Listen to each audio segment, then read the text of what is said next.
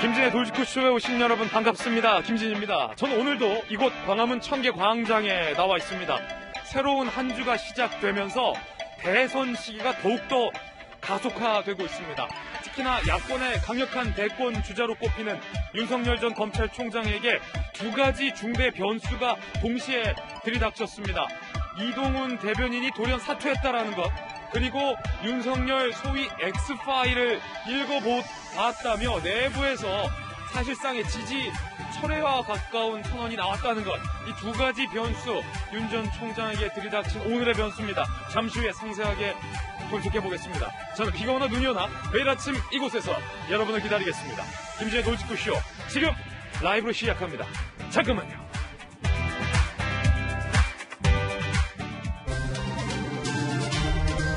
신문 읽어주는 남자입니다. 윤석열 검찰총장 측의 사실상 처음 공식 인선이었던 대변인은 왜 돌연 사퇴를 한 걸까요? 대권 출마 선언도 하기 전에 대변인이 사퇴한 까닭은 무엇일까요? 윤석열 X파일 얘기가 뜨겁게 불붙고 있는데 그 실체는 있는 파일인가요? 잠시 후에 상세하게 파헤쳐보도록 하겠습니다.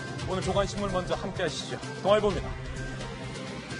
신문 읽어주는 남자가 준비한 동아일보 오면 윤석열 대변인 사퇴 X파일 돌발 변수, 두 가지 변수가 동시에 들이닥쳤습니다. 야당에서는 송영길 대표가 X파일 공개하라라고 역공을 하기도 했습니다. 국민의힘 입당 출마 시기를 두고 혼선을 빚고 있는 윤석열 검찰총장과 이제는 물러난 이동훈 전 대변인, 열흘 만에 돌연 물러났다. 대변인이 시작도 하기 전에 사퇴한 것 매우 이례적인 일인데 도대체 무슨 일이 있었던 걸까요? 건강 탓이라는 얘기가 나옵니다만 건강 탓을 라는 말을 곧이곧대로 믿는 기자들은 없는 분위기입니다. 잠시 후에 이야기 나눠보겠고, 최지영 감사원장이 곧 사퇴할 것이다, 이런 얘기도 나오고 있습니다. 대권 선언을 할 것이다라는 관측도 함께 나오고 있습니다. 빨라진 대선 시기에 김진의 돌직구쇼에서 가장 정확하게 짚어드리겠습니다. 다음 신문입니다. 이번엔 경향신문입니다. 민주당 내에서는 이재명 개와 이낙연 개, 이 두 진영이 경선을 연기하느냐 마느냐를 두고 진영 간에 강력하게 정면 충돌하고 있습니다. 약장수다, 쓰레기 취급이다, 험한 말까지 주고받고 있는데 내일 개파 명운 걸고 한판. 이게 말이 쉽게 개파 명운 걸고 한판이지 민주당 같은 당 내부에서 본격적인 대권 모드가 시작되기도 전에 주자들 간에 개파의 명운을 건다라는 것은 매우 이례적인 일입니다. 잠시 후에 정말 이제 피 튀기는 신경전, 저희 돌직구쇼에서 그 수면 아래에 있는 이야기까지 공개하겠습니다. 다음 신문입니다. 이번엔 조선일보입니다. 서울 사는 친구들, 이제 강원도에서는 인원 제한 없이 여름휴가 즐길 수 있습니다. 7월부터 수도권도 6명까지 모일 수 있게 됐고요. 그 상태로라면 15일 지나서는 8명까지로 늘릴 수 있다라는 정부의 사회적 거리두기 새로운 방침이 발표가 됐습니다. 서울과 수도권을 제외한 지방에서는 인원 제한 없이 모임이 허용이 됩니다. 잠시 후에 더욱더 상세하게 짚어보겠고요. 다음 신문입니다. 이번엔 한국일보입니다. 바이든 시대의 첫 한미 북핵 협의, 오늘 한미 북핵 수석 대표 협의가 이어집니다. 김정은을 움직일 수 있는 플러스 알파를 찾아낼 수 있을지가 촉각을 보이고 있습니다. 원론적인 협의 때는 그저 그런 핑퐁 게임이 굳어질 듯합니다. 지금까지 신문 읽어주는 남자였습니다. 월요일 아침 저와 함께 하신 분들 소개해드리겠습니다. 손정혜 변호사님, 바르다 박선생, 박정하 전 청와대 대변인 나오셨습니다. 정치권의 싱크탱크 더모아의 윤태권 실장님, 그리고 한신대 김수영 교수님 모셨습니다. 모두 어서 오세요.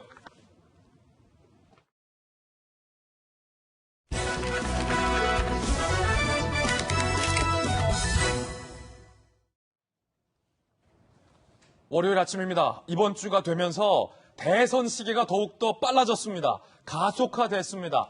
주요 주자들에게도 중차대한 변수들이 등장하기 시작했는데 첫 번째 소식은 윤석열 전 검찰총장에게 두 가지 중요한 변수가 동시에 들이닥쳤습니다.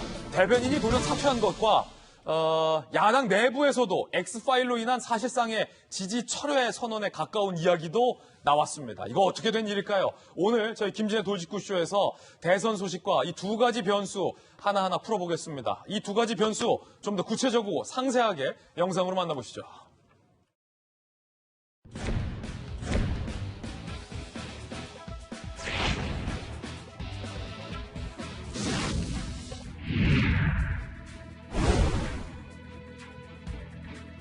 굉장히 부적절한 어떤 방식의 그런 어떤 언급이었다 이렇게 보고요. 그 존재를 폭로했으면 송영길 대표가 엑스파일의 내용을 공개를 해야 합니다.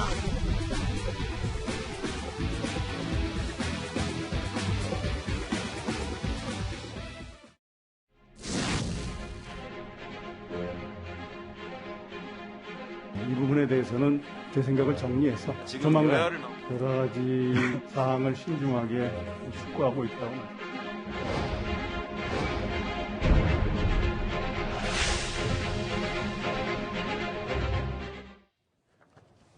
대변인은 왜 갑자기 돌연 사퇴했을까요? 시작도 하기 전에. 그리고 그 X파일 과연 실체가 있는 걸까요? 오늘 김진의 돌직구쇼에서 이 두 가지 물음에 대한 해답을 찾아보겠습니다. 먼저 윤석열 전 검찰총장의 첫 번째 인선이자 공식 대변인이 돌연 사퇴했습니다. 이동훈 전 대변인 일신상의 이유로 직을 내려놓는다라고 기자들에게 어제 사퇴를 선언했죠. 또 다른 대변인 이상용 대변인, 이 전 대변인은 건강 등의 사유로 대변인직 수행 어렵다는 뜻 밝혔다. 윤 전 총장은 아쉬운 마음으로 이를 수용했다라고 짤막하게 설명했습니다. 하지만 기자들은 건강상의 이유로 사퇴했다는 설명을 곧이곧대로 믿지 않는 분위기입니다. 그렇다면 왜 본격적인 출발도 전에 윤석열 전 검찰총장 측의 대변인이 사표를 던진 걸까요? 요 질문 일단 박정하 전 대변인께 먼저 바로 묻겠습니다. 건강상의 이유라고 보십니까? 일신상의 이유겠죠. 일신상의 이유라고 믿으십니까? 사실은 제가 보면 이제 여러 가지 대변인직을 많이 해봤는데 그 대변인을 맡기는 분하고 그다음에 대변인을 맡는 사람하고의 이게 생각의 일출이 제일 중요해요. 예. 그러면은 윤 전 총장이나 그다음에 대변인직을 맡았던 이동훈 기자나 사전에 굉장히 많은 얘기들을 했지 않았나 싶은 생각이거든요. 그냥 하루아침에 뚝딱해서 그래 제가 대변인 맡을게 그럼 너 해봐 뭐 이렇게 하진 않았을 텐데 이 중요한 것들에 대한 프로세스에 대해서 그다음에 생각에 대해서 많이 공감을 했음에도 불구하고 저는 열흘 만에 저렇게 대변인직을 사퇴했기 때문에 시작이 굉장히 좋지 않다라는 느낌이 있습니다. 우선 추정을 해보면 첫째 하나는 저는 윤석열 총장 측의 내부가 아직 분명하게 정리되지 않았을 수도 있다라는 우려를 좀 하나 합니다. 지금 보면은 지난 주에 있었던 라디오 방송에서 이동훈 전 대변인이 국민의힘 입당과 관련해서 국민의힘에 입당하는 건 당연하다는 취지로 답변을 했어요. 이게 아마 발단이 된 걸로 추정이 되는데. 국민의힘 입당은 뭐 기정사실화한 것처럼 얘기하는 것이 대변인의 이 발언이 일종의 발단이었다. 저는 그렇게 봅니다. 그러니까 질문 자체가 이제 사회자가 그렇다면 이게 국민의힘 입당하는 걸로 받아들여도 됩니까? 라는 추가 질문에 이동훈 전 대변인이 그건 당연한 거다라고 얘기한 이것이 저는 그 윤석열 전 총장 측의 내부적으로 갈등의 원인으로 작용하지 않았나 싶어서요. 첫째 하나는 아직도 윤석열 전 총장 측 내부가 분명하게 국민의힘 입당하는 건에 대해서 그다음에 어떤 식의 정치를 이끌어갈 거에 대해서 정리가 안 됐을 개연성이 있다. 그래서 이 답변으로 인해서 안에서 갈등이 있었을 개연성이 있다. 하나. 자, 하나. 일단 여기까지 말씀 듣고 계속해서 말씀 듣겠습니다. 지난 라디오에서의 이 발언이 윤 전 총장의 생각과 이동훈 전 대변인의 생각이 많이 달랐다라는 것, 그리고 대변인의 사퇴로 이어졌을 것이다라는 게 박정하 전 대변인의 관측입니다. 들어보시죠.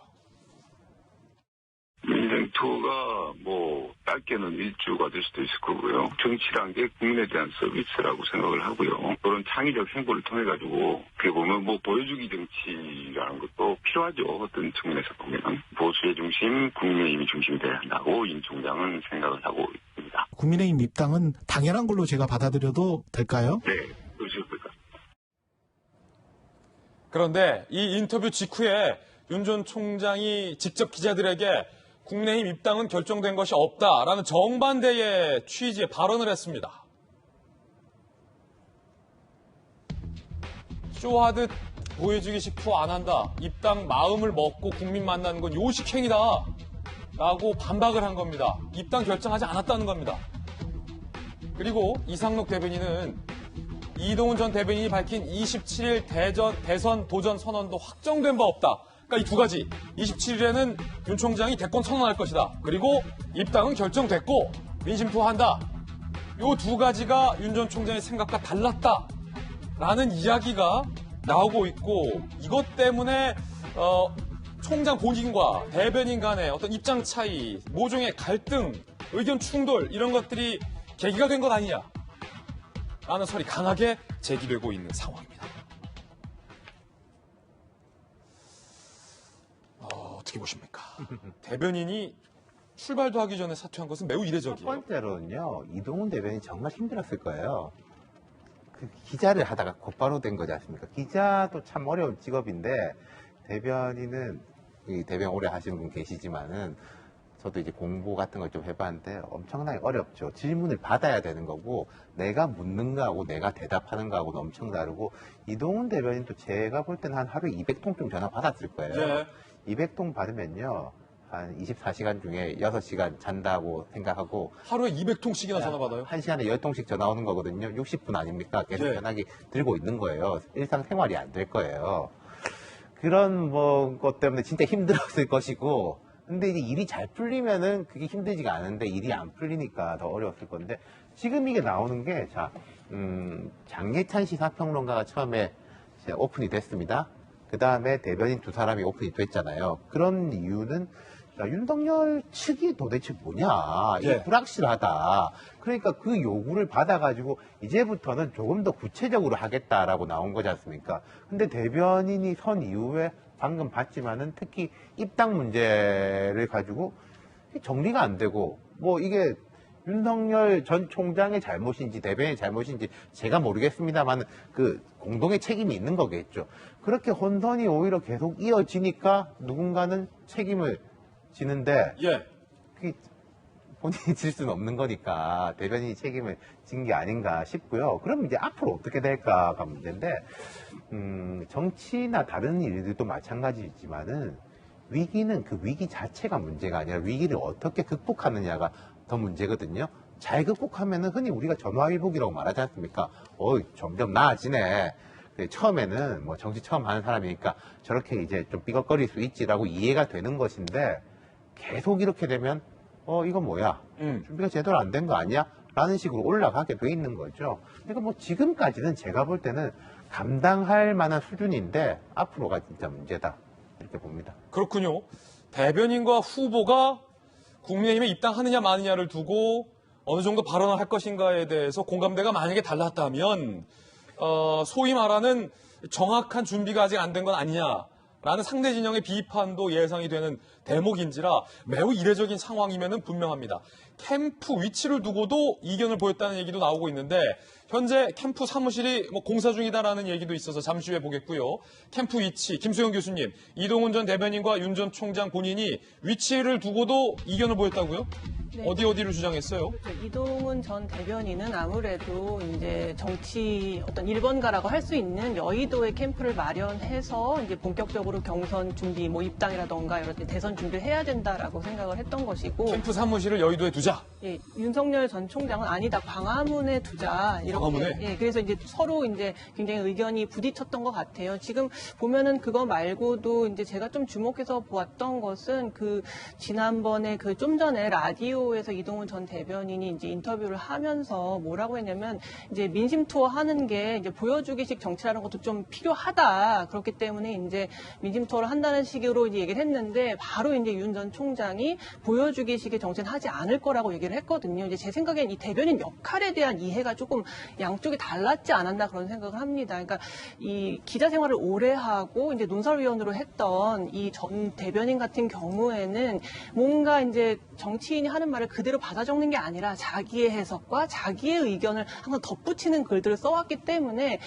이러한 민심 투어가 어느 정도는 보여주기식이라는 생각을 가지고 있었던 거죠. 하지만 대변인의 입장이 되는 순간 이제 그런 말들을 다 덜어냈어야 되는데 윤 전 총장이 볼 때는 그걸 이제 어떤 약간의 기자적 시각으로 이제 말을 더한 거예요. 그러다 보니까 왜 말을 보태느냐 이렇게 받아들였을 수도 있다. 그런 것 같아요. 제 생각에는. 그래서 이제 서로 대변인에 대한 역할이 무엇이어야 된다. 윤석열 전 총장 같은 경우는 자기의 의사를 그대로 가감없이 전달하는 게 대변인의 역할이라고 생각했던 것 같고, 이동훈 전 대변인 같은 경우는 자기의 정치적 해석과 약간의 그런 주관들이 개입될 수 있는 영역이라고 생각해서 이게 부딪힌 게 아닌가 하는 생각이 듭니다. 만약에 그렇다면 윤석열 전 검찰총장 측에게는 대단한 위기일 수도 있습니다. 왜냐하면 박정하 전 대변인이 이명박 정부에서 줄곧 대변인을 끝까지 잘 수행해봐서 잘 아시겠지만 대통령에게, 당선된 사람에게 청와대 대변인을 누구에게 맡길 건가가 매우 중요한 우선순위의 과제이듯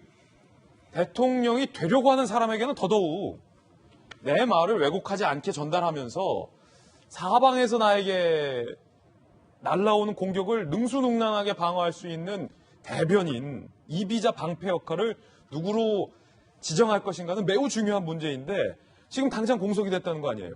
그러니까요. 지금 뭐 이제 남은 그 SNS를 주로 담당하기로 했다던 이성록 대변인이 지금 맡게 돼 있는데 아무튼 저는 큰 위기라고 보여집니다. 그러니까 좀 전에 우리 두 분 말씀 주신 것처럼 첫째는 굉장히 큰 줄기에서 뭔가가 달랐을 수도 있다라는 게 하나 있고요. 두 번째는 이제 열흘밖에 되지 않았는데 사실 안에서 큰 줄기가 정리가 됐다 하더라도 작은 줄기에서 약간의 이견 차이가 있을 수 있어요. 충분히. 근데 그거는 얼마든지 기술적인 문제로 처리할 수 있는 문제라고 보여지는데 그걸 잘 정리 못하고 이렇게 겉으로 드러나는 상황으로 왔다라는 거는 저는 지금 출발도 하기 아직 안 한 윤석열 후보가 굉장히 위기 상황이다라고 저는 생각이 들어서 결코 가볍지 않은 일이라고 보여지고요. 이 기술적인 문제에 대해서는 해설이라는 게 좀 전에 말씀 주신 것처럼 대변인이라는 게 어떻게 모든 상황을 다 가정을 하고 이 후보가 되는 분하고 다 조율을 하고 질의응답에 나서겠어요. 얘기하다 보면 예상치 않은 일들이 굉장히 많고 큰 줄기에 대해서만 좀 정리하고 나오는데 그 부분에 작은 부분이라도 아니면 큰 줄기가 정리가 안 됐더라도 이거를 수습하지 못하고 겉으로 이렇게 크게 사단이 날 정도의 상황이 왔다라는 거는 저는 안에서 윤석열 전 총장이 지금 야권의 많은 지지를 받고 있는데 안에서 좀 잘 정리를 해서 그 다음에 이제 다른 첫걸음을 이제 시작해야지 이 상태로 막 가서는 굉장히 또 다른 위기가 올 수도 있다라고 조심스럽게 말씀드리고 싶습니다. 오늘 제가 두 가지 변수라고 했습니다. 첫 번째 변수는 대변인의 돌연 사퇴. 그렇다면 두 번째 변수는 윤석열 X파일과 관련이 되어 있는데 국민의힘 당대표 보좌관 출신인 장성철 소장이 이런 글을 올렸습니다. 얼마 전 윤석열 전 총장의 장모의 의혹이 정리된 일부의 문서화된 파일을 입수했다. 윤석열 X파일이라는 거죠. 이런 의혹을 받는 분이 국민의 선택을 받는 일은 무척 힘들겠구나라는 게 고심 끝에 내린 결론이다. 방어는 어렵겠다. 국민의힘의 전신인 새누리당의 당대표 보좌관 출신의 장성철 소장. 그러니까 야당 내부에서 윤석열에 대한 지지 철회 발언으로도 해석될 수 있는 글. 더욱이 그 이유가 윤석열 X파일을 입수해서 읽어보니 야 이건 안 되겠다 라고 결론을 내렸다는 건데 손정혜 변호사님 장성철 소장이면은 시사평론가 그 장성철 소장인데 X파일을 입수했다라는 거예요? 채널A 방송에서도 여러 번 나와서 정치평론을 하시는 분이기 때문에 현재 당직이라든가 어떤 특정 정치인과 관련해서 어떤 직위를 맡고 있는 사람은 아니고요. 아무래도 정치평론을 하다 보면 수많은 정보가 들어올 겁니다. 그리고 그것을 평가하고 분석하는 것이 평론가의 위치이다 보니 정확하게는 모르겠으나 모종의 어떤 통로로 어떤 X파일 같은 정보를 받았을 개연성이 있는데 그게 사실 평론가가 그게 허위인지 아닌지를 구분할 수 있는 우리가 수사권이라든가 조사권이라든가 검증할 수 있는 방법이 없는 상황에서 누군가 일방적으로 작성한 문건을 보고 나서는 조금 더 회의적이거나 우려하는 시각으로 개인적인 어떤 SNS에 저런 소감을 올릴 수 있다고 보이고요. 네.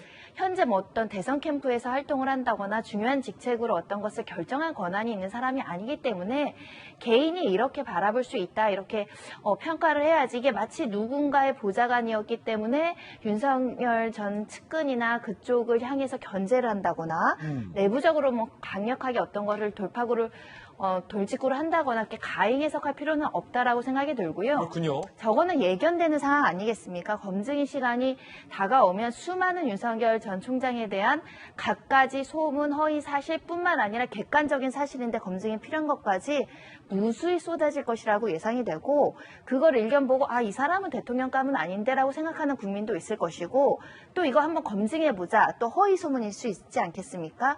그런 과정 속에서 나온 소견입니다. 왜냐하면 본인이 이게 이렇게 파급 효과가 있을지 모르고 올렸다가 바로 비공개를 했거든요.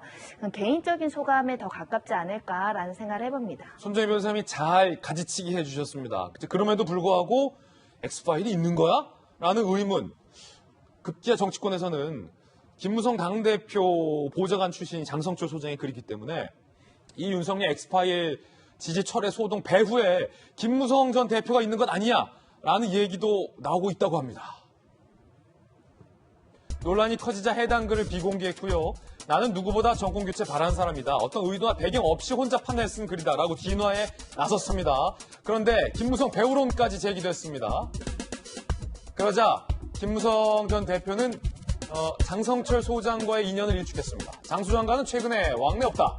이번 건은 저와 상관없다. 오해 없으시길 바란다. 라고 선을 그었습니다. 윤태권 실장이 요런 어떤 그 파일, 뭐 어떤 지라시, 요런 거와 있어서 저희 중에서 가장 항상 발 빠르잖아요. 혹시 요 파일을 입수한 적이 있습니까? 아니, 저는 없는데요. 없어요? 근데 손정희 변호사님 말씀하셨다시피 항상 있어요. 이런 거는. 그러니까 이게 X파일이라는 게 제목에다가 X파일 이렇게 적혀 있는 게 아니고. 지은이 뭐 윤태권 이렇게. 그렇죠. 근데 뭐 예를 들어서 윤석열에 관련된 뭐 최근 의혹과 뭐 여기에 대한 뭐 상황 정리라고 누구도 만들 수 있는 거거든요. 그러면은 거기다 이거 X파일 아니야? 뭐 이런 거고, 그게 뭐 이재명 지사에 대해서 있을 수도 있고 항상 이제 있을 수가 있는 것이고. 아니 그런 일종의 지라시 누가 만드는 거예요 도대체? 그거는 뭐 다양하죠. 그러니까 이게 뭐 꼭 누구를 저격하려고 만들기보다는 예를 들어서 어떤 의원이나 당에서 이거 여당 야당 막론하고 당직자한테 야 최근에 윤석열 관련된 거 좀 정리 좀 해봐봐 라고 하면 실무 당직자가 그리고 이제 기사 찾고 뭐 예를 들어서 기자들한테 전화도 한번 해보고 해가지고 정리를 할 수 있죠. 그게 불법도 아니고 이상할 것도 없고 어떻게 보면 당연한 일인 겁니다. 아니 금융권에서도 이런 지라시를 만들던데요? 아니 그렇죠. 뭐 경찰, 뭐 금융, 기업 뭐 이런 데서 뭐 은행 이런 데서도 뭐 다 하죠. 다 하는데 근데 이제 문제는 이게 장성철 소장이 저도 개인적으로 아는 분입니다만은 그래 저도 뭐 특별한 의도나 배경이 있겠나 싶은데 이런 것은 나가는 순간 내게 아니고 사람들이 어떻게 생각하고 어떻게 해석하느냐가 문제지 않습니까? 또 이제 장성철 소장의 이제 역할이라는 게 아는 사람은 아는 사람 그리고 이제 보수 정치권에서 오랫동안 20년 이상 이제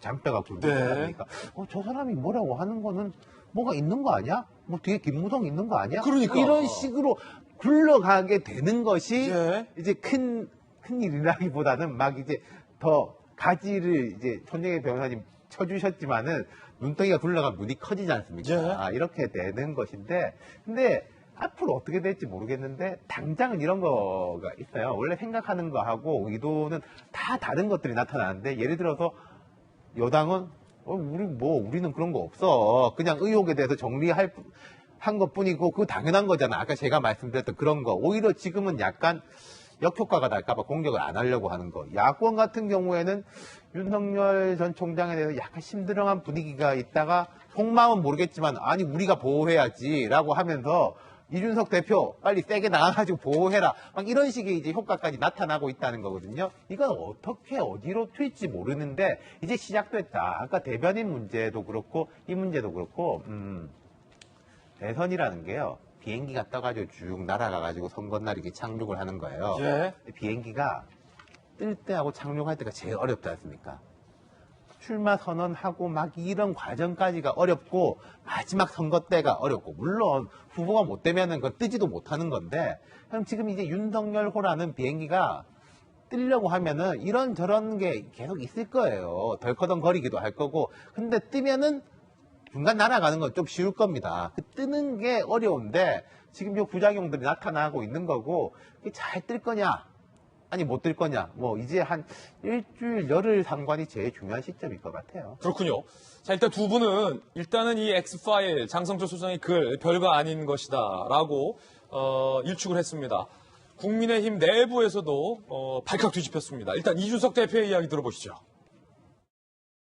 굉장히 부적절한 어떤 방식의 그런 어떤 언급이었다 이렇게 보고요. 내용을 파악하고 있는 당사자는 내용을 공개해라. 저는 확신합니다. 문재인 정부가 윤석열 총장을 탄압하기 위해서 그렇게 노력을 많이 했는데 엑스파일이라는 문서로 돌아다닐 만한 그런 결함이나 아니면 잘못이 있었다고 한다면은 작년에 이미 윤석열 총장 압박했을 것입니다. 그런데 그렇게 하지 않았다는 것은 진실이 아닌 내용을 담고 있거나 아니면은 크게 의미가 없는 내용을 담고 있을 가능성이 높다. 저는 이렇게 판단합니다.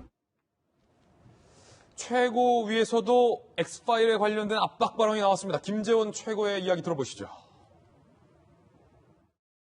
송영길 민주당 대표가 윤석열 X파일을 본인이 처음으로 폭로를 했잖아요. 그 존재를 폭로했으면 내용을 공개를 해야 합니다. 그리고 이 X파일을 만든 세력이 누군지 만찬에 공개하고 그 내용이 잘못이라면 그 작성자 또 작성에 가담한 자 그리고 폭로한 자들이 모두 처벌을 받아야 합니다. 야권 인사에게 어떻게 넘어왔는지 그 과정도 밝혀져야 하고요. 윤석열 총장은 그 X파일이 공개되면 국민 앞에 그 내용에 대해서 설명을 해야 합니다. 만약에 실제로 범법 행위가 있다면 당연히 처벌을 받아야죠. 어찌됐든 저찌됐든 국민의힘 내부와 연관된 분에게서 야 이거 X파일 넘기 힘들다라는 글이 올라왔다 지워진 건데 김수경 교수님, 윤석열 전 총장 측 혹시 뭐 입장 있습니까? 어쨌든 지금 잘은 모르겠습니다만 일단 대응하지 않겠다. 왜냐하면 이 파일이 진짜 존재하는 건지 아닌지도 알 수가 없기 때문에 대응하지 않겠다라고 얘기를 하고 있고 대선 이제 도전하는 것을 이제 6월 말에서 7월 초로 조율하고 있다. 이것 역시도 이제 확실한 건 아니에요. 지금 계속 이제 윤석열 전 총장 측에서는 곧 할 것 같이 하면서 확정하진 않고 있거든요, 날짜를. 그게 좀 국민들의 피로감을 굉장히 높이고 있는 것만은 분명한 것 같고, X파일이 진짜 존재하든 아니든, 그게 사실이든 아니든 간에 이미 국민들의 피로감이 약간 누적된 상태에서 이런 게 터져버리면은 급속도로 그 열기가 식을 수가 있거든요. 그렇기 때문에 이게 저는 그 파일의 실제 내용보다는 이런 분위기를 좀 찬물을 끼얹을 수 있다. 그렇기 때문에 이걸 되게 잘 극복해야만 이제 앞으로 이제 대선을 이제 향한 발걸음이 좀 순조로울 수 있다는 생각이 들고요. 사실 이제 그 윤 전 총장이 예전에 이제 검찰에 있을 때는 사실 뭐 수사에 대해서 여러 가지 흔들기도 있고 뭐 정치적인 비방 해석 이런 것들이 있음에도 불구하고 사실 법리나 판결로 사실은 검증받는 거거든요. 하지만 정치 쪽은 다르죠. 정치는 이제 여론, 사람들의 마음을 얻어야 되는 것이기 때문에 팩트건 아니건 상관없이 어떤 사람들의 마음을 움직여야 자기가 이제 정치인으로서 뭐 대선에도 이제 도전을 할 수 있는 것인데 그 부분에 대해서 조금 윤석열 전 총장에 대한 국민들의 피로도가 높아지고 있는 부분은 분명히 인지를 하고 계시겠지만 더 늦춰지는 것은 좋지 않다 그런 생각이 듭니다. 네, 관련해서 여권의 대권 주자들 간의 힘겨루기와 신경전 잠시 후에 보도해드리겠습니다. 오늘 뜨거운 뉴스가 상당히 많습니다. 돌직구쇼 핫쌈 지금 공개하겠습니다.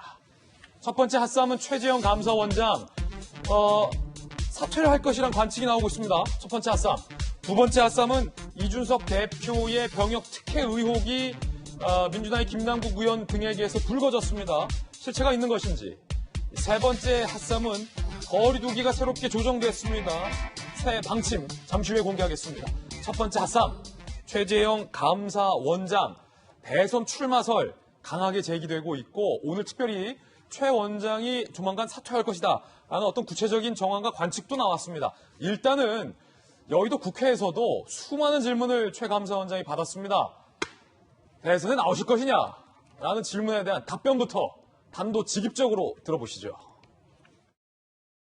감사원장님께서 지금 대선에 출마하신다는 얘기가 계속 나오고 있는데 이게 지금 적절한 얘기입니까? 어떻습니까? 임기직에 계신 분이 이 부분에 대해서는 제 생각을 정리해서 지금 여야를 막론한 감사원장이나 그다음에 검찰총장이나 이런 분들이 직무를 마치자마자 바로 선거에 출마하고 이런 것들이 정치적 중립을 위해서 바람직한 현상입니까? 어떻습니까? 뭐 그 부분에 대해서는 다양한 판단이 있다고 생각합니다. 그러니까 현직 공무원에 있으면서 사익을 추구하면 안 된다. 사익 추구하는 일을 안 하실 거죠? 어떤 의미로 말씀하시는지 모르겠습니다만 제가 뭐 저 개인을 위해서 저희 지위를 이용할 생각은 없습니다. 만약에 원장님께서 대선에 출마를 하신다. 그렇다면은 원장님 취임하신 후에 이루어진 사안들에 대해서 전부 저는 되짚어 봐야 된다고 생각해요. 어떤 정치적인 편향성을 가지고 감사를 시행한 것은 한 건도 없고 그런 생각은 추호도 없었다는 점을 분명히 말씀드립니다. 그런 염려를 포함해서 모든 사항을 고려해서 저희 생각이 분명히 정리된 후에 모든 분들께 말씀드릴 기회를 갖겠습니다. 감사원장님이 이미 결심을 한 것 같습니다. 제가 볼 때. 맞습니까? 여러 가지 사항을 신중하게 숙고하고 있다고 말씀드리겠습니다. 야, 최재형 감사원장의 공식적인 코멘트가 사실 처음으로 나온 거예요. 특히나 이제 여당 의원들 입장에서 강하게 압박을 해왔고, 그래서 나갈 거냐 안 나갈 거냐, 출마 결심한 건 아니냐라는 질문에 대해서 생각을 정리 중이다. 심사숙고하고 있다. 조만간 입장을 정리해서 밝히겠다. 여러 가지 상황들을 고려하여 입장을 밝히겠다라는 이야기를 했다라는 것은 대선 출마? 제가 무슨 대선이요, 안 나갑니다. 라고 부정하지 않았다는 점에서 여러 가지 관측을 나오게 하는 답변이 아닐 수 없습니다. 자, 박정하 대변인. 네. 대변인 하시잖아요. 최 감사원장의 조금 전 이 발언은 어느 쪽입니까? 대선에 나간다. 이쪽입니까? 나갈까 말까? 말까 쪽입니까? 제가 들은 걸로는 출마한다의 방점이 찍혀 있는 걸로 저는 들었습니다. 박정하 대변인의 생각이죠? 그렇죠. 제 생각이죠. 근데 지난 주말 사이에 여러 가지 일이 있었습니다만 최재형 감사원장 관련해 갖고 오늘 아침 어떤 일간신문에도 조만간 입장을 밝힐 거다. 그리고 최근에 공간의 짐을 정리를 했다라는 보도도 있고요. 일부 여의도에서는 천하의 인재를 구하고 있다라는 얘기도 있는 걸로 보면 아니, 천하의 인재를 벌써 구하고 있다. 그런 걸로 보면 저는 최재형 감사원장이 대선 출마에 결심을 했다라고 해석을 하고 싶습니다. 그렇군요. 그 가운데 오늘 한 언론이 중앙일보가 짐을 정리 중이다. 감사원장 공간에서 몇 개 짐을 뺐다. 이런 보도도 했습니다. 함께 보시죠. 지난 18일 법사위 참석 후 지난 주말 사이 측근들을 만나서 사퇴 시점 등을 논의했다. 국회에서 조만간이라고 밝힌 이상 더 늦추는 건 국민에게 예의가 아니다. 더 정직하고 솔직하게 가자. 이달 중에 사퇴할 가능성이 높다. 라는 얘기도 나오고 있습니다.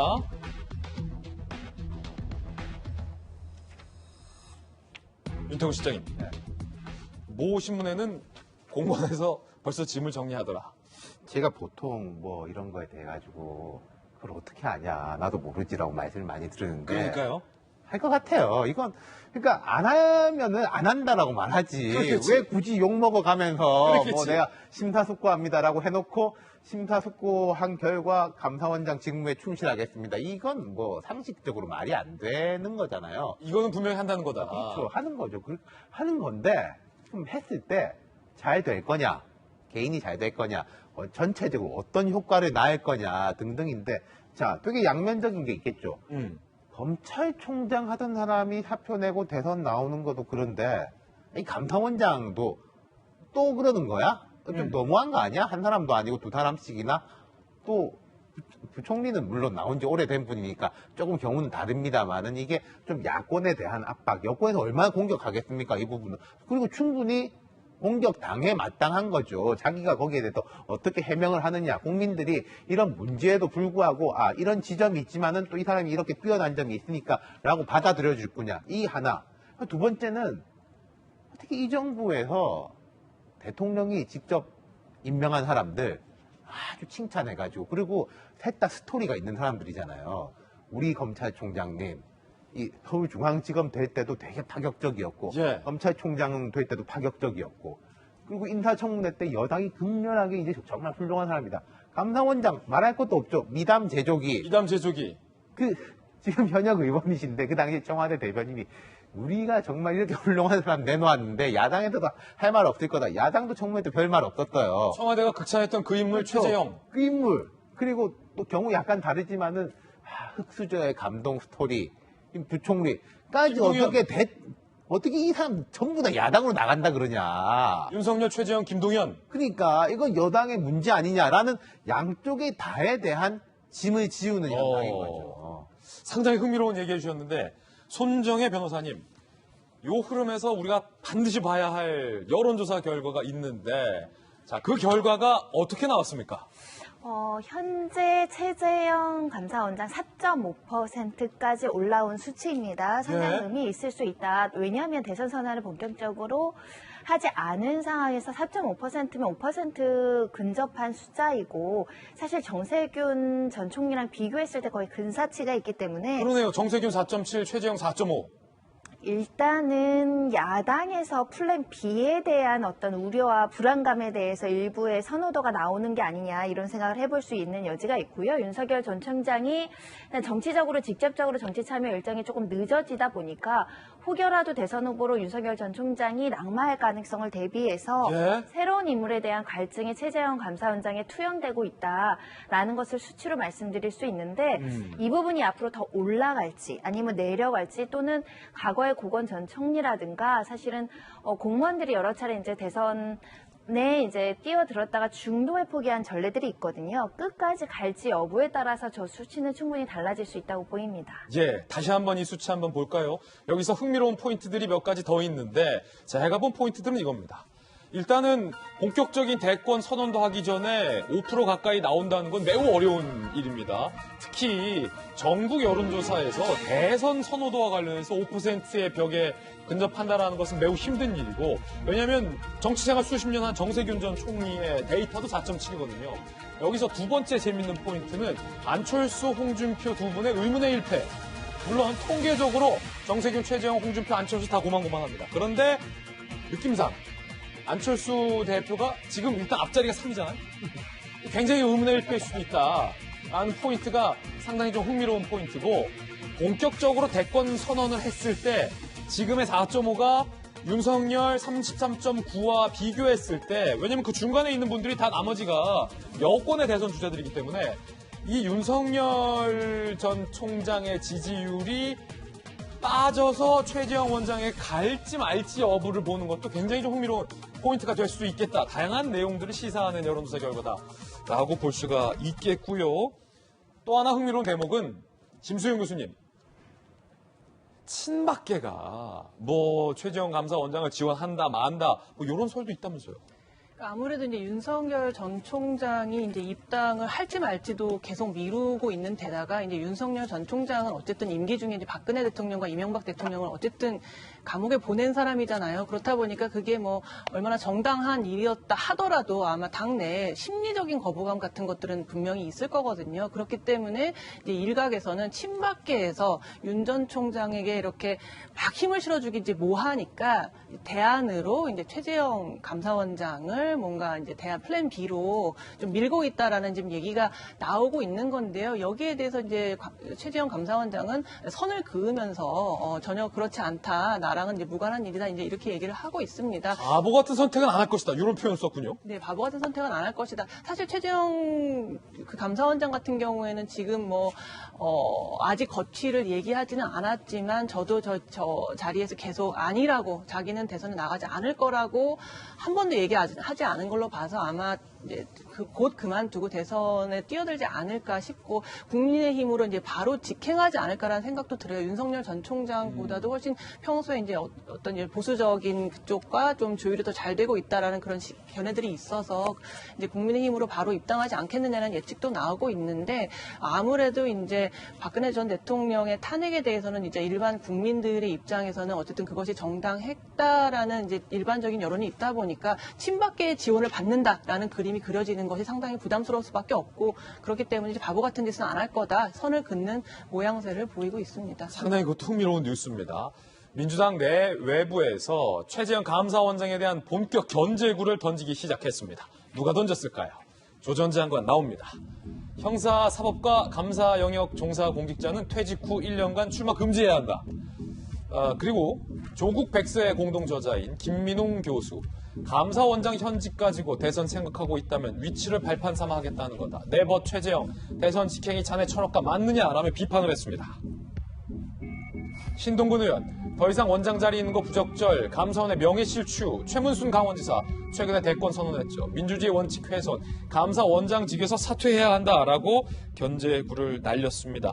여권의 견제구의 공통점은 그러려고 대선 나가려고 그렇게 감사한 거야? 라는 질문입니다. 이에 대해서 최재형 감사원장은 뭐라고 답변했을까요? 직접 들어보시죠. 대선 출마 문제 때문에 언론에서 나오니까 사건 처리가 마치 여러 가지 정치적 동기가 있는 듯한 그런 식으로 약간은 폄하되는 질문이 나오고 해서 월성 1호기는 그 감사가 어떤 정치적인 의도하에서 이루어졌다라는 것에 대해서 의문을 가지신 분은 그리 많지 않으실 거라고 생각합니다. 조희연 교육감 문제도 그 사건은 이제 공정의 문제입니다. 어떤 정치적인 의도를 가지고 감사를 행하는 것은 아니고 또 거기에 대해서 제가 구태여 변명할 필요도 느끼지 않습니다. 그 같은 질문들에는 구태여 변명할 필요를 느끼지 않는다라는 어떤 강력한 발언까지 나오는 상황입니다. 여기에 한 명의 대선 잠정 주자가 더해집니다. 윤석열, 최재형, 거기에 김동연 전 부총리까지 더해지는데 일각에서 김동연 전 부총리는 나온다면 그 민주당 사람 아니겠느냐라는 관측도 여당 내부에서 만만치 않다는데 이에 대해서 김동연 전 총리 뭐라고 얘기했을까요? 송영길 대표께서 정책이나 정서가 민주당에 더 가깝다 이렇게 말씀. 여기에 대해서 어떻게 생각하시는지. 글쎄요. 이건 또 그분의 생각이시겠지만 제가 코멘트할 얘기는 아닌 것 같습니다. 여기 나중에 어느 쪽에 가깝다고 생각하고 좀 이상합니다. 야, 이거 의미심장한데 이런 건 또 대변인한테 물어봐야 되거든요. 박지원 전 대변인, 청와대 대변인이었잖아요. 예. 딴 사람도 아니고 여당 당대표의 발언에 대해서 송영길 대표 나온다면 민주당 쪽이다 라는 송 대표의 이 발언에 대해서 김동연 전 부총리가 그거는 그분의 생각이다 라고 했다는 건 무슨 의미인가요? 김동연 전 부총리에 대해서 여러 해석들이 많았어요. 그리고 최근에도 일부 여권에서는 그 송영길 대표처럼 우리 쪽 사람이다라고 얘기를 했는데 지금 김동연 전 부총리가 대답한 조건으로 보면 저는 이건 당신 생각이고 그분 생각이고 이런 뜻 아닌가. 그래서 나는 당연히 만약에 하게 된다면 오히려 여권보다는 야권에 더 가깝다는 생각을 갖고 있다라는 거를 저렇게 그건 그분 생각이고 라고 표현했던 걸로 보여집니다. 그래서 저는 여권에서 이런저런 얘기가 많습니다만은 지금 본인들이 발탁했던 김동연 부총리, 최재형 감사원장, 그리고 윤석열 전 총장 등이 다 야권에서 무언가 정치활동을 하겠다고 하는 것에 대해서 비판할 게 아니라 왜 저렇게 됐는지에서 스스로 한번 생각해 보는 게 더 먼저인 거 아닌가라는 생각이 좀 듭니다. 예, 야권 주자가 나올 것이다 라는 해석은 박정호 전 대변인께서 또 해석을 해주신 박 대변인의 견해다라는 말씀 드리겠습니다. 핫쌈 함께하고 있습니다. 오늘 핫쌈 뜨겁습니다. 두 번째 핫쌈은 이준석 병역 특혜 의혹입니다. 민주당 이준석 대표 2010년 군 대체 복무 시절 지원 자격이 안 되는 정부 사업에 지원해 장학금을 부당 수령했다. 업무방해와 사기죄 의혹을 제기했습니다. 이에 대해서 이 대표 졸업생이라고 명기해서 지원에 합격한 거다. 검찰에서도 무혐의 처분 받았다. 이미 10년 전 끝난 얘기다. 당시 지원서를 공개하며 적극 반박해 민주당은 의혹 제기 영상이 삭제됐다라는 얘기도 나오고 있다는데 일단은 손정희 변호사님, 민주당이 제기한 이 병역 특혜 의혹이 뭡니까? 좀 복잡한데. 그러니까 2010년에 이제 군 대체복무 시절입니다. 병역 특례 기간 중인데 한 장학금을 이제 수령을 했는데 부당하게 수령한 거 아니냐. 정부 사업에 지업을 했는데 관련해서 김남국 의원이 이제 규정이나 관련 보고서를 찾아보니까 취업 중인 자라거나 병역 중인 자는 여기에 지원할 수 없다라는 이제 조항을 근거로 문제가 있다라고 의혹이 제기된 상태이고요. 일단은 이 대표가 대체 복무 중이었는데 그때 무언가 장학금을 하는 거에 지원해서 장학금을 수령했다. 그런데 김남국 의원의 생각은 그 자격이 안 된다라는 게 김 의원의 주장.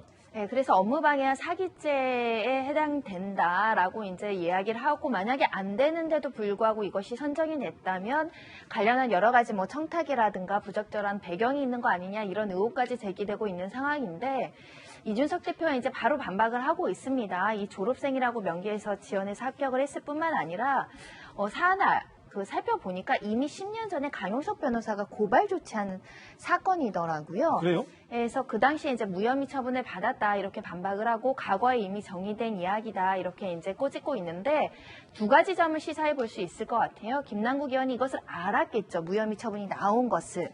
그런데 왜 지금 시점에서 이것을 제기하느냐에 대해서 정치적 의도를 해석해보면 이준석 대표가 가지고 있는 2030 남성들에 대한 정치 참여 욕구를 굉장히 높이고 국민의힘 지지를 굉장히 올리고 있는데 병역 문제라든가 이런 장학금 지원 문제는 굉장히 예민한 소재일 수 있거든요. 예. 혹시 불공정하게 특혜받은 거 아니냐라는 것이 김남국 의원의 시각인 것 같고 설사 범죄나 법률적인 문제가 없다고 하더라도 그리고 두 번째는 이제 강용석 변호사가 어찌됐든 고발왕이라는 별명이 과거에 있긴 했었지만 이것을 법률적인 조치를 의뢰했던 걸로 봐서는 규정상에 뭔가 미비점이 있었을 개연성은 있거든요. 예. 다만 이미 검찰에서 이거는 범죄가 아니다 이렇게 판단이 된 거기 때문에 이 소재를 장시간 계속적으로 주장 제기를 한다고 하더라도 아주 이준석 대표의 흠결이라든가 어떤 문제가 있다라고 또 대중들이 평가하기에는 소재 자체가 크진 않습니다. 그렇군요. 그렇지만 작은 공격을 계속적으로 함으로 인해서 지금 민주당이 가지고 있는 어려움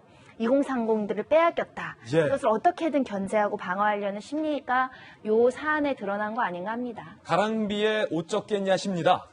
가랑비에 계속 옷 젖을 수 있다. 뭐 제가 이럴 수도 봐도 있다. 일부 이제 자격 미달이 있겠지만 자격이 조금 부족해도 사실 재량껏 자격 기준에 통과한 과거의 사례들이 많았기 때문에 예. 뭐 업무방해 상해로 이제서야 처벌할 수도 없고 10년이 지났으면 이제 공소시효도 지난 거다. 그런데 이걸 잘하는 변호사 출신의 김남국 의원이 왜 제기했겠느냐. 이렇게 여러 가지 어떤 국민의힘 대표가 이렇더라 이런 것들을 지속적으로 제기한다고 보셔야 될 것 같습니다. 손정희 변호사님의 추정과 추측도 한번 흥미롭게 들어봤습니다. 요는 이겁니다. 김남국 의원은 아니 대체 복무 중에 그것도 졸업생 신분이 왜 장학금을 타? 이거 부정 수급 아니냐라는 의혹을 제기한 거고 이에 대해서 이준석 대표는 지원서를 그 당시에 공격했습니다. 지원서 봐라. 내가 졸업생이라고 명기했다라는 겁니다. 함께 보시죠. 지원서를 또 갖고 있네요. 이 대표가. 10년 전에 지원서를 했고 이 사진 귀엽네요. 이준석 관심 분야 웹 10년 전 사진 안경을 쓴 사진 복무 완료 그리고 산업기능요원이라고 정확히 쓰여 있다. 산업기능요원 이렇게 복무 완료 하버드 유니버시티 졸업이라고 돼 있다. 다 밝히고 장학금 받았다. 문제없다. 그런데 김남국 의원과 이 대표의 설전은 계속해서 이어지고 있습니다. 애초 자격 기준이 안 되면 상식적으로 지원을 안 하는 것이 당연하다. 요즘 국민의힘을 이준잣대라고 한다. 그러자 제발 정상적으로 의정활동해라. 법사위 면책 특권을 그렇게 쓰는 것 자체가 국민 손가락질 받기 딱 좋다. 설전이 있는데 일단 윤태호 실장님 이 두 분의 설전에 대해서 어떻게 평가하십니까? 그냥 제가 사실관계에 대해 가지고 누구 말이 딱 맞다 틀리다 그럴 계제는 아닌 것 같고요. 손정희 변호사님 말처럼 이게 아주 큰 이슈로 올라올 만한 사안은 아닌 것 같아요. 하지만 이제 그 공정이라는 이미지에 대한 이제 공격인 것인데 예를 들어서 민주당 입장에서 이준석 대표를 공격해가지고 그 이미지 저하가 되면 정치적인 이제 이득이 있는 거죠, 당연하게. 근데 그럼 즉 김남국 의원 입장에서도 우리도 청년 정치 막 이렇게 이야기를 하는데 맞습니다. 당에서 보면은 어떤 사람은 좀 이제 손에 피도 묻히고 저격수 역할도 하고 그러긴 하죠. 근데 이제 그럼 김남국 의원은 자기가 이제 이걸 이제 자임을 한 것인가 그런 거가 조금 이제 궁금하다 그런 점이 있긴 있어요. 그렇군요. 핫쌈 함께하고 있습니다. 세 번째 핫쌈 바로 공개하겠습니다. 7월부터 사회적 거리두기 일부 달라집니다. 수도권 2단계, 비수도권 1단계. 수도권에선 6명까지 모일 수 있고요. 비수도권에서는 인원수 제한이 없어졌습니다. 그러니까 오늘 모신문 제목처럼 서울에 사는 대학생들 강원도 가서 인원 제한 없이 여름휴가 즐길 수 있게 된 겁니다. 코로나가 계속 이렇게 유지되면 15일부터 수도권도 서울도 8명까지 모일 수가 있게 된다고 하고요. 당장 7월부터 밤 12시까지 식당, 카페 영업시간이 연장됩니다. 결혼식장, 장례식장은 100명 미만. 그리고 학교는 2학기부터 전면 등교되겠습니다. 핫삼 3가지 소식 전해드렸습니다. 이번엔 저희가 준비한 다음 이슈입니다. 이 본격적인 대선 뉴스 다시 한번 들어가 보겠습니다. 추미애 전 법무부 장관이 이 대선판에 참전을 선언했습니다. 대권 도전을 선언한 겁니다. 그리고 민주당의 대권 주자들 사이에 경선을 연기할지 말지를 두고 치열한 신경전과 기싸움을 벌이고 있습니다. 먼저 추미애 전 법무부 장관의 대선 선언 소식 살펴보시죠. 오랜 고심끝 결심, 사람이 높은 세상을 만들겠다. 오는 23일 출마 선언식을 갖고 유튜브를 통해 비대면으로 진행을 한다라고 합니다. 경선 과정에서 검찰개혁 이슈 또 수면 위에 오르면 윤석열 지지율만 더 올려준 역할을 할 수도 있다라고 조선일보는 민주당 관계자의 떨떠름한 반응을 쓰기도 했습니다. 김수영 교수님, 약간 캐치프레이즈가 사람이 높은 세상, 사람 높은 세상. 어디서 좀 들어본 노무현 전 대통령 사람 사는 세상, 문재인 대통령 사람이 먼저다. 추미애 전 법무부 장관 사람이 높은 세상. 사람이 높은 세상. 이게 무슨 뜻일까요?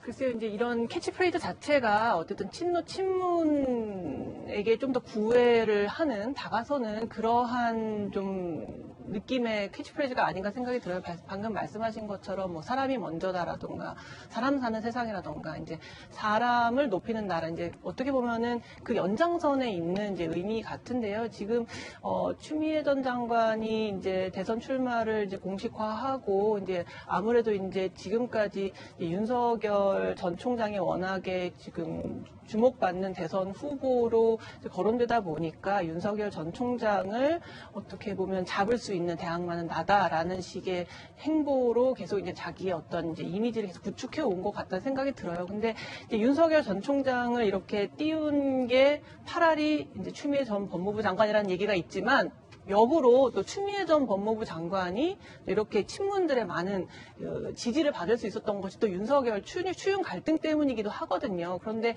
이제 한 가지 이제 우려스러운 것은 뭐 윤석열 전 총장이 뭐 대선 후보로 정말 나오게 될지 안 나오게 될지도 지금 확실치 않은 상황에서 이렇게 윤석열의 어떤 대칭점으로만 계속 자기를 홍보하거나 드러낼 경우에는 일반적인 어떤 중도 층까지의 어떤 저변 확대가 어렵다. 그동안에 또 법무부 장관으로 있으면서도 사실 어떻게 보면 친문의 어떤 그런 혹은 지금 정부의 그런 입장을 너무나 충실하게 대변하고 수행하는 입장들을 주로 해왔기 때문에 중도의 표심을 많이 잃은 부분도 좀 있거든요. 그래서 만약에 이제 추미애 전 장관이 대선에 도전하게 된다면 그 부분을 어떻게 할지, 자기가 이미 좀 잃어버린 중도에 대한 그 마음들을 어떻게 가져올지를 좀 공략해야 될 것이다. 그런 생각이 듭니다. 일종의 레토릭 비유입니다. 사람이 높은 세상을 만들겠다라며 대선 출마를 선언한 추미애 전 장관이 이번에는 꽁 잡는 매에 본인을 비유했습니다. 들어보시죠.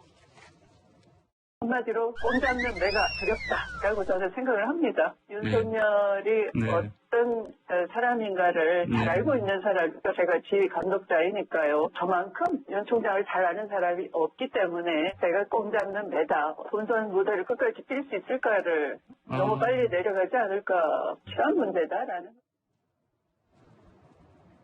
꽁 잡는 매에 비유를 했습니다. 대권 주자에도 꽤 지지율이 추 장관 나오고 있습니다. 함께 보시죠. 자, 이번에는 범여권의 차기 대선 후보 적합도에서 추미애 전 장관이 6.8%의 지지를 받았습니다.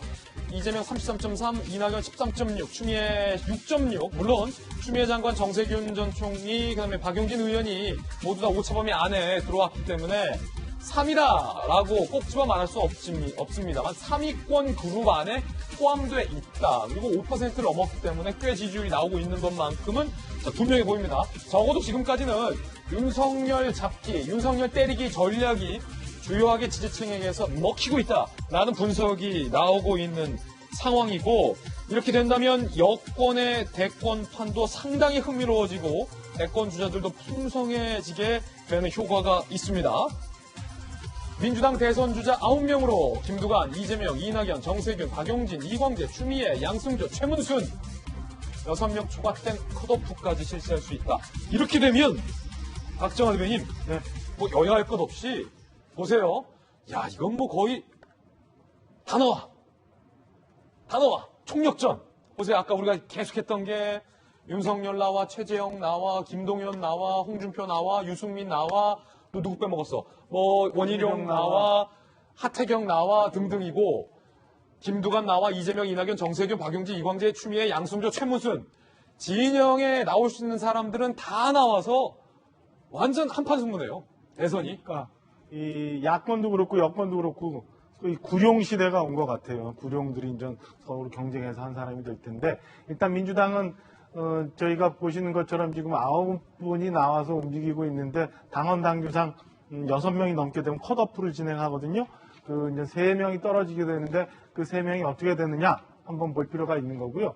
앞서 우리가 여론조사에서 잠깐 봤습니다만은 추미애 전 장관이 지금 여권 내에서 6.1% 비슷하게 받고 있잖아요. 그래서 3위로 올라왔는데, 여야 후보를 쭉 나열했을 경우는 정세균 총리보다도 이렇게 이름이 안 나와 있는 상황인데, 여권 내에만 한정을 하면 3위로 딱 올라와요. 이건 뭐냐면 좀 전에 말씀 주신 것처럼 이 친문 강성 지지층들이 굉장히 결집해서 추미애 전 장관을 많이 지지하는 걸로 해석이 되거든요. 그러면 이 지지층들이 어떻게 움직이느냐, 그리고 얼마만큼 결집되느냐에 따라서 지금 저희가 보고 있는 여권의 지지율도 상당 부분 변동을 받을 수 있다라고 해석을 할 수 있는 부분이라고 보여집니다. 그 가운데 여권의 대권 주자들 사이에 가장 큰 신경전이 벌어지고 있는데, 지난주에 이어서 이번 주까지 그 긴장이 폭발하고 있습니다. 경선을 연기하자, 이낙연 전 대표를 필두로 정세균 등등, 연기는 무슨 연기, 있는 그대로 하자, 이재명 지사를 필두로 박용진, 추미애 등등, 경선 연기냐 마냐를 두고 진영 간 개파 간의 갈등이 정면 충돌하고 있습니다. 특히 민주당이 내일 의총을 열기로 했고, 송영길 대표가 경선 연기에 대한 본인의 입장을 밝힘에 따라서 양쪽 진영이 더욱더 갈등이 폭발하고 있는데, 이재명 대 반 이재명의 대결로 볼 수 있을 것 같습니다. 함께 보시죠. 이거 심상치 않아요? 이재명 대 반 이재명 경선 연기 내용 폭발. 송영길 대표가 23일 예비후보 등록 9월 선출, 경선 연기 불가 가닥을 보이고 있어요. 그러자 이재명, 반 이재명 신경전 격화됐습니다. 내일 의총 열기도 했거든요. 이재명 지사 측은 그것도 불편한 거예요. 의총을 왜 열어? 그냥 하지. 의총 넘어가기만 해봐. 그럼 파국이다 라는 얘기가 나오고 있고, 보도에 따르면 이낙연, 정세균 측은 지도부에 대한 불만을 나타냅니다. 지도부가 막 이렇게 결정하면 안 된다. 일단 의총 열자. 경선 논의 필요하다. 거부는 완전히 당헌을 위반한 거다. 라며 신경전을 벌이고 있습니다. 내일 의총 열어서 경선 연기 논의할 건데, 내일 그 갈등이 정면으로 드러날 걸로 보여요. 이재명 지사 측, 당헌 규정 내용을 의총에서 재논의하는 것 자체가 비정상이다. 지도부가 말이야, 이낙연, 정세균 2명의 총리에게 질질 끌려간다 라고 비판하고 있고, 이낙연, 정세균 2명의 전 총리 측은 전당원 투표로 최종 결정해야지 의총 잘 여는 거다 라고 환영의 뜻을 밝혔습니다. 이 두 진영이 내일 의총에서 대격돌을 예고하고 있습니다. 윤태곤 실장님, 내일 의총 전에 지난주까지만 하더라도 긴장감 더 셌어요. 어디서 약을 팔어? 라는 말과 저 봐, 동지들을 쓰레기 취급해. 내일 무슨 일이 발생할까요? 이렇게 격돌을 하겠죠. 근데 그걸 그렇게 이렇게 태어나게 하시면 어떡해요? 현당 변경을 하려면요, 현당 유지하려고 하는 쪽보다 한 3배, 보통 2배 내지 3배 에너지가 필요합니다. 통상? 그렇죠. 공격이 수비하는 것보다 3배 에너지가 필요하다 그러잖아요. 그럼 지금 이제 표면적으로 볼 때는 팽팽해요. 그럼 바꾸기 어렵죠. 쉽게 말해서. 그런 이제 상황인 것이고, 의총에 대해서는 그렇습니다. 자, 이게 의총에서 결정할 사안이냐? 맞는 말이에요. 근데 의총을 왜 못 여냐? 뭐든지 다 논의할 수 있지. 그것도 맞는 말이거든요. 의총을 안 열 수는 없는 것인데 그걸로 끝나지 않을까. 그리고 지금 보면은 이재명, 박용진, 추미애 이 사람은 그냥 하자. 연기하지 말자. 이제 나머지 이제 6분이 이렇게인데, 그럼 이제 3대6이면은 그럼 6명이 3명의 2배의 힘일 것이냐? 지지율로 따지면은 3명 대 6명으로 이렇게 보면 어떨 것이냐. 일방적이다 오히려. 뭐 일방적이라고 볼 수까지는 없지만 이제 팽팽한 상황이기 때문에 그렇게 쉽지 않을 것 같고, 그리고 제일 문제는요. 제가 딴 데서도 이런 말 많이 했는데 국민들 혹은 민주당 지지층조차도 이 문제에 대해서 크게 관심이 있느냐. 이게 왜 그렇게 중요한 이슈냐. 예컨대 뭐 부동산 종부세를 2%로 하지 말자라는 거는 막 격돌할 수 있는 지점들이 있어요. 그리고 누구 말 들으면 이쪽이 옳은 것 같고 저 말 들으면 저쪽 옳은 것 같은데, 근데 이게 자기들끼리의 룰을 정하는 건데 왜 그렇게 시끄럽냐라는 분위기가 좀 있는 것 같아요. 이재명 지사의 발언, 약장수 발언 들어보시죠. 정치에서 자꾸 흥행 얘기를 하는 경향이 있는데, 한때 가짜 약장수들이 기기묘묘한 묘기를 보이거나 평소에 잘 못 보던 희귀한 동물들을 데려다가 사람들을 모아놓은 다음에 가짜 약을 팔던 시대가 있었습니다. 이제는 그런 식으로 약할 수 없습니다. 지난주까지 이재명 지사 측의 공세는 경선 연기하면 약장수다. 그런데 이번 주에는 경선 연기 논의하면 파국일 것이다를 예고했습니다. 들어보시죠. 박 의원입니다. 박성준 의원. 경선 연기론의 가장 당사자가 누굽니까? 대선 후보 아닙니까? 대선 후보와 당대표나 원내대표 정도 해서 이 부분에 대한 어떤 깊이 있는 논의를 하고 서로 의견을 조율을 해서 이것을 받아들일 수 있다 하면 모르는데, 이걸 이제 의원총회로 넘어갔을 경우에는 파국의 단계로 갈 수 있는 아주 큰 쟁점이라는 것이죠. 파국. 내일 의총은 열리는데 열리기만 하면 파국의 단계다. 그러면 이건 내일 파국의 단계로 가겠다라는 얘기잖아요. 저게 사실은 어제 송영길 대표가 주말 내에 대선 주자군들의 의견을 구해서 정하겠다 했다가 어제 심야 민주당 최고위원까지 위원회의까지 열었는데도 결론을 못 내고 저렇게 갔어요. 이재명 지사 측에서는 좀 전에 보신 것처럼 의총 가서 의견을 듣는 건 좋다. 근데 여기서 표결하면 끝난다. 이런 얘기를 하고 있고, 나머지 후보군들에서는 연기를 하고 그다음에 당무위까지도 가자 뭐 이런 얘기를 하고 있는데, 아직 임계치에 가지 않아서 그렇지 굉장히 중요한 지금 고비를 넘어가고 있다고 봐요. 그래서 이재명 지사 측, 그다음에 시간을 더 벌어서 무언가 이 판을 좀 뒤엎어보고자 하는 나머지 후보군들 간에 엄청난 싸움이 시작이 됐는데요. 저는 이게 어떻게 갈지 결론을 좀 봐야겠습니다만은 결국에는 이재명 지사의 시간으로 가고 있는 거 아닌가. 이재명 지사가 어떻게 판단하느냐. 연기를 해도 그냥 이대로 먹을 수 있다. 아니면 연기하면 큰일 난다. 이 판단을 내부적으로 하면서 전략을 짜지 않을까 추정을 합니다. 여기에 사실은 숨겨진 얘기를 다른 데서는 못하는데 돌직구쇼에서는 숨겨진 얘기까지 짚어봐야 돼요. 뭐냐면 이 지사가 굳이 여기에서 정면 충돌을 할 이유가 없을 것이다 라는 관측이 사실은 정치권 안팎에서 파다했습니다.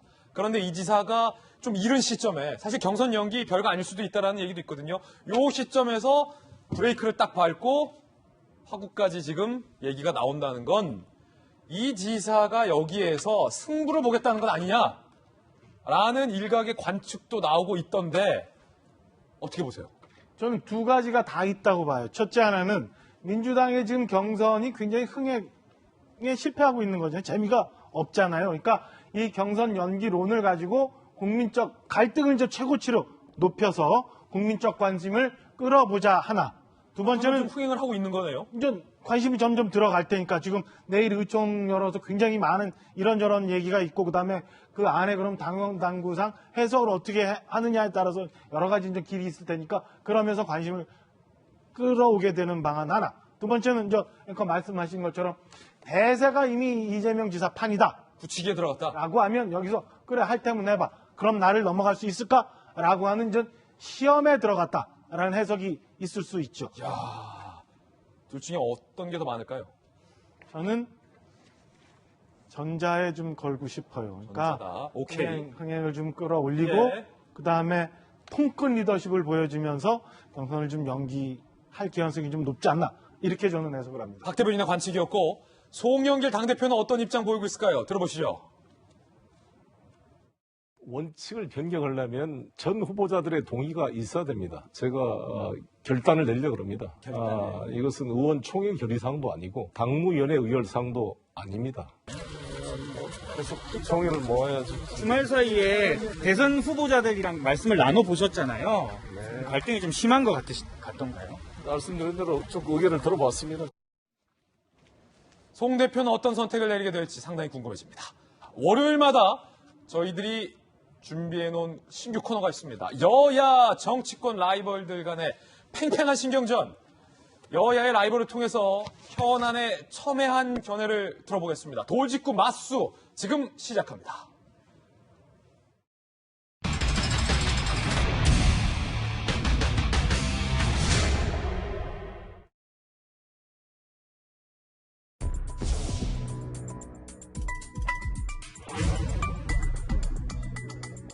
우리 국내 언론에서 사실상 이 자랑스러운 G8 국가로 보여지는 대한민국의 위상에 대해서 너무 인색하게 지면을 할애하고 있는 것이 아닌가라는 아쉬움이 듭니다. 외신의 주목도는 굉장히 높거든요. 그에 반해서 우리 언론은 너무 무관심한 것 같아서 너무한 건 아닌가 싶습니다.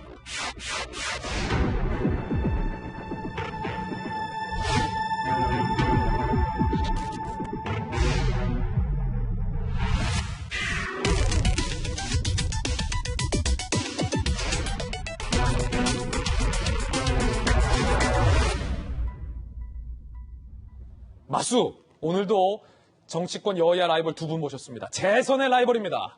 민주당의 조승래 의원, 국민의힘의 이양수 의원 두 분 모셨습니다. 두 분의 마수 어서 오세요. 예, 안녕하십니까. 자, 웃으면서 나오셨지만 속으로 칼을 갈고 있을지도 모르겠습니다. 오늘 주제가 첨예합니다. 영상으로 만나보셨는데 탁현민 청와대 의전비서관이 문재인 대통령의 해외 순방 과정에서의 코드명, 암호명을 공개해서 논란입니다. 함께 보시죠. 오늘 맞수의 주제 먼저 설명해드리겠습니다. 탁현민 청와대 의전비서관이 본인 SNS에 문재인 대통령의 유럽 순방 뒷이야기를 소개했는데 암호명과 공군 1호기에서 회의하는 저 내부 사진을 공개해서 보안상 부적절하다는 논란이 일고 있습니다. 암호명, 대통령 명상 국정원 보안 업무 규정 제4조에 따라서 3급 국가 기밀이라는 거죠. 국가기밀 순방 암호명을 왜 공개했느냐라는 논란에 대해서 탁현민 의전비서관 역대 정부도 행사 끝나면 코드네임 공개한 적 많다. M1 트집이나 억지 주장보다 순방 성과에 관심을 부탁한다라고 해명했습니다. 두 분 어떻게 생각하시는지 의견 묻겠습니다. 먼저 이양수 의원님, 네. 암호명이 콘서트 이거 공개해도 됩니까? 저렇게 공군사진하고?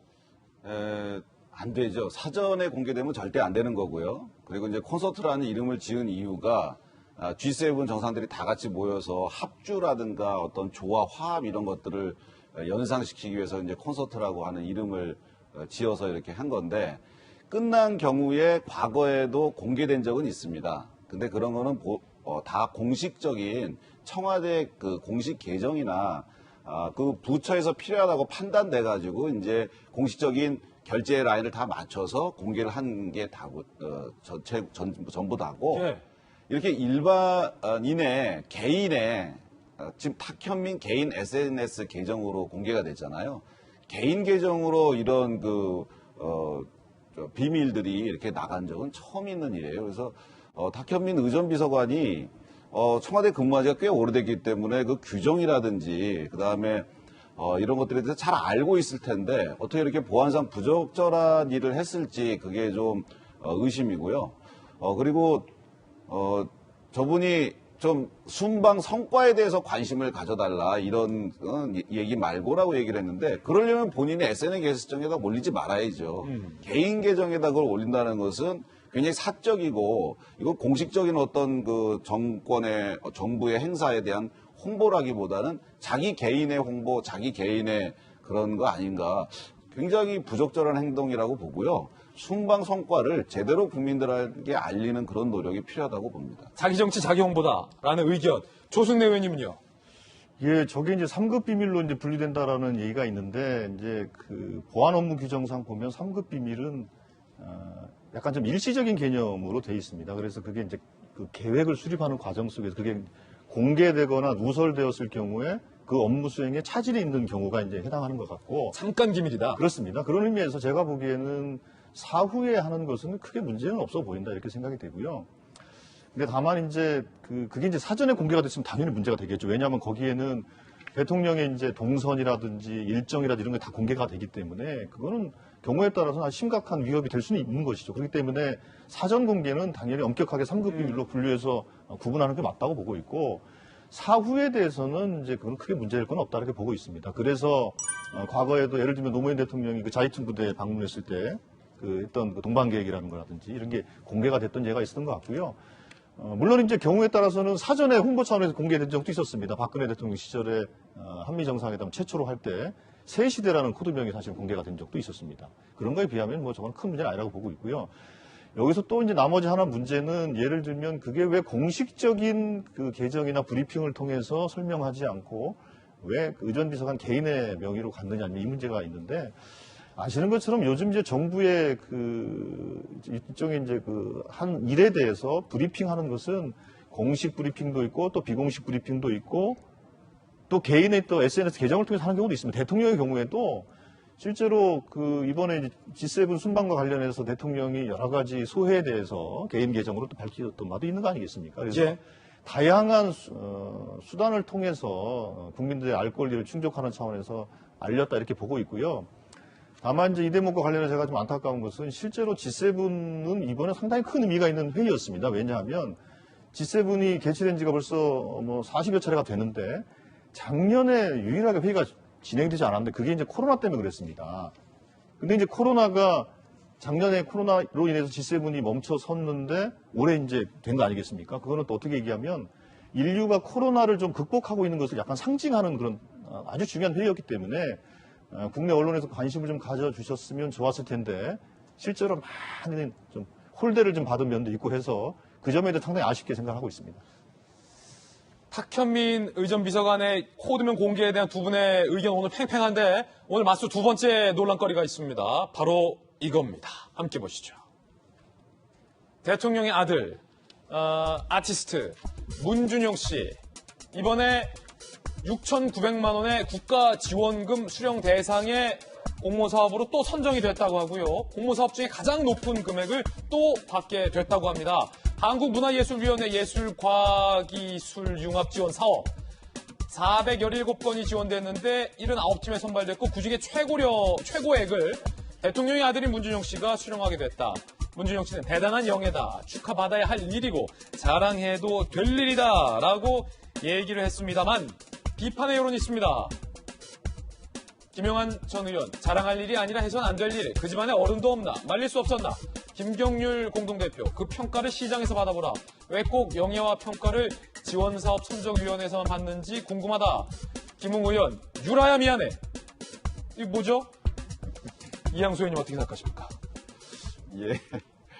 참, 저도 이제 자식 키우는 입장에서 다른 분의 자제분에 대해서 가타부타 얘기가 좀 조심스럽긴 한데요.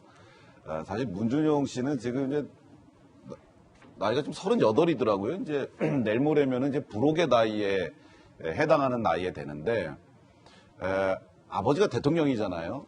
아버지가 굉장히 힘든 직업입니다. 하루하루 참 어렵게 일을 하고 있고, 또 잘한다는 분들도 계시지만 또 못한다는 분들이 굉장히 많으세요. 그런 것 때문에 상당히 힘든 그 나날을 보내고 계신데, 그리고 중책으로 어깨가 무거운 그런 시간을 보내고 계신데 아들이 좀 아버지를 도와줬으면 좋겠어요.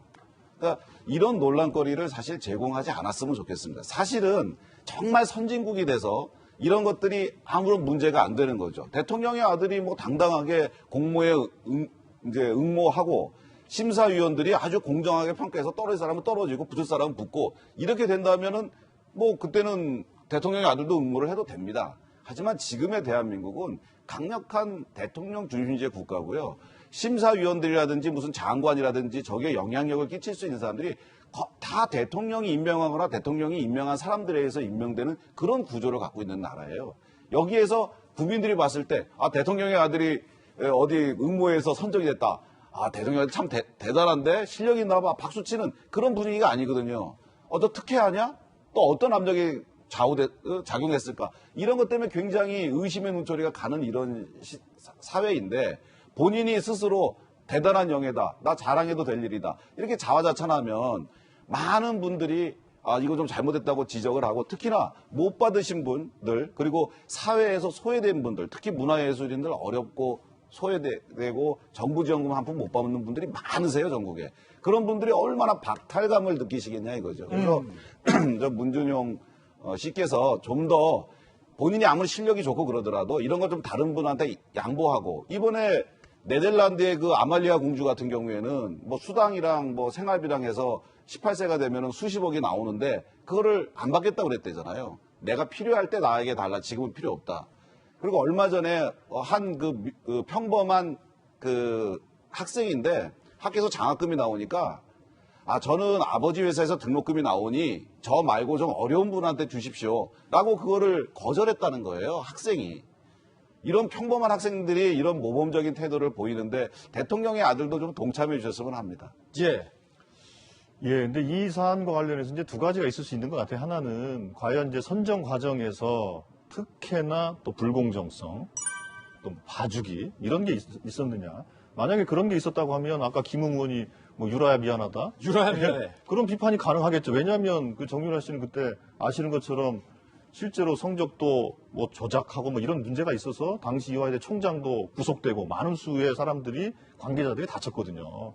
그거는 이제 불공정하고 특혜가 있었기 때문에 그런 것인데, 만약 그렇게 생각하고 유라야 미안하다고 만약에 말씀을 하셨다면 그건 좀 과한 것이다 이렇게 보고 있고, 그러니까 특혜가 있고 불공정하냐 문제가 있는 것이고, 두 번째로 이제 대통령의 아들로서 말씀하시는 것처럼 그래도 뭐 실력이 있고 이런 걸 다 인정하지만 조금 자중하는 게 좋지 않겠어? 자중해야 된다. 예. 이제 그런 이제 얘기는 있을 수 있을 것 같습니다.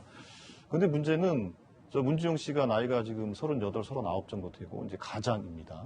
자, 그러면 저분이 예를 들면 그 이제 본인의 창작 활동을 그럼 5년간 대통령 재임 기간 중에서 창작 활동을 하지 말아야 되는 것이냐?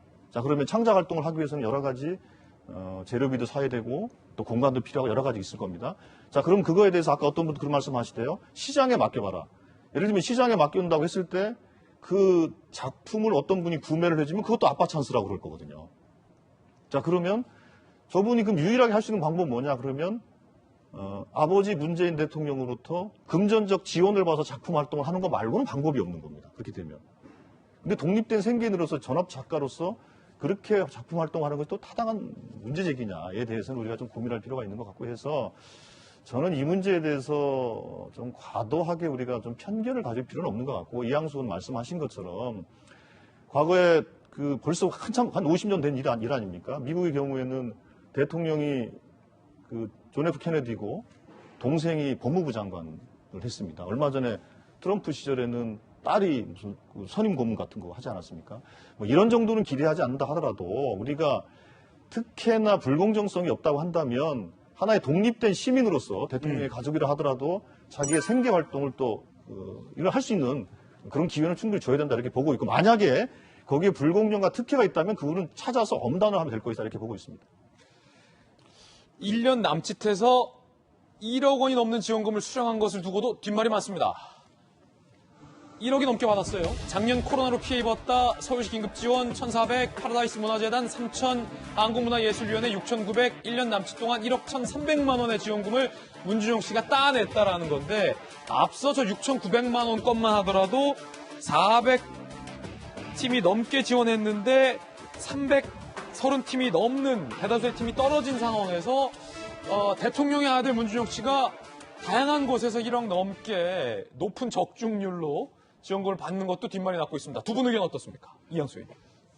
예, 아까도 이제 말씀드렸습니다만 지금 이제 1년 동안 이제 정부 지원금을 받은 게 1억 한 2천만 원 정도 가까이 됩니다. 한 달에 한 1,000만 원꼴로 수령을 하게 된 건데요. 이분이 대통령의 아들이 아니었다면 이건 뉴스거리가 안 됩니다. 실력이 있나 보다 이렇게 당연히 되겠죠. 그런데 지금 대통령의 아들이기 때문에 아들이 1년 동안 월 1,000만 원 정도의 이런 지원금을 받았다. 근데 이게 못 받은 문화예술들이 너무 많은 거예요. 지금 이번에도 지금 6,900만 원 받으신 분들은 한 400여 분이 지원하신 중에 한 15건 정도 되고, 그 다음에 한 2천만 원 정도 받으신 분들이 또 한 4, 50분 정도 되고, 나머지 한 300, 한 4, 50분들은 아예 이 대상이 안 됐던 거죠. 그러니까 박탈감이 더 큰 거예요. 이거 정말 공정하냐. 그 심사위원들이 대통령의 아들인지 모르고 블라인드 심사를 한 거냐? 아니랍니다. 대통령의 아들인지를 알고 있었다는 거예요. 아, 그렇습니까? 왜냐하면 그 회사와 그다음에 그 법인과 그다음에 작가 이름들이 다 들어가기 때문에 알 수 있다는 거예요. 그러면 이게 정말 완전히 공정한 심사일 수 있겠느냐. 특히 문화예술위원회라고 하는 것은 이제 과거에 박근혜 정부 때 화이트리스트, 블랙리스트 때문에 엄청나게 크게 소용돌이가 치던 곳이었습니다. 그래서 그때 당시에 진영들을 다 물리치고 새로운 진영이 들어가서 지금 문화예술위원회를 완전히 이렇게 본인들의 진영으로 구축을 한 그런 세계거든요. 그런 곳에서 아무래도 우리 편한테 손이 좀 팔이 안으로 굽고 이렇게 되는 것은 인지상정이고 다반사죠. 그래서 이번에도 그렇게 된 거 아니냐는 그런 의혹의 눈초리를 많은 사람들이 가지고 있고 지금 이번에 기사에 딸려 있는 댓글들을 쭉 보면은요. 문준용 씨께서 저렇게 좀 나 대단한 영예다, 나 자랑할 만한이다 라고 얘기할 만한 게 아니고 댓글들이 정말 험악합니다. 그래서 제가 소개하기도 좀 곤란한 상황인데 그래서